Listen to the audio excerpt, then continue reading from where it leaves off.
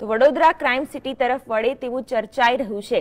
તેમાં કોઈ નવી વાત નથી, કારણ કે રાત પડે વડોદરા પોલીસના જવાનો કોઈ અલગ જ મૂડમાં હોય છે અને તેમાં પણ જો કોઈ સાથે પોલીસ કર્મચારીના પરિવારમાં લગ્નનો પ્રસંગ હોય અને તેમાં મ્યુઝિકલ નાઇટ હોય અને ડાન્સર પણ હોય તો પછી જોવાનું જ શું।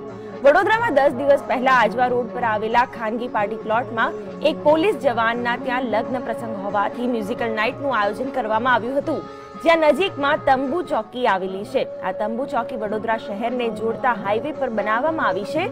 શહેરમાંથી કોઈ ગુનેગાર ગુનો કરી ફરાર ન થાય અથવા તો કોઈ ગુનેગાર ગુનો કરવા માટે શહેરમાં ન આવે તેનું ધ્યાન રાખવા માટે ખાસ તંબુ ચોકી બનાવવામાં આવી છે। ત્યારે 10 દિવસ પહેલા આજવા રોડ પર યોજાયેલા પોલીસકર્મીના ઘરના લગ્ન પ્રસંગની નાઇટ પાર્ટીમાં બંને પોલીસ જવાનો તેમની વર્દીમાં બિંદાસ બારબાળા સાથે ડાન્સના ઠુમકા અને રૂપિયા ઉડાડતા નજરે પડ્યા હતા।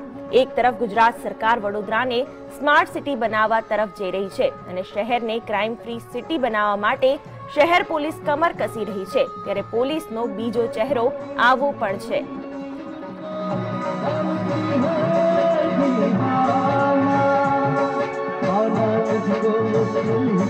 Oh,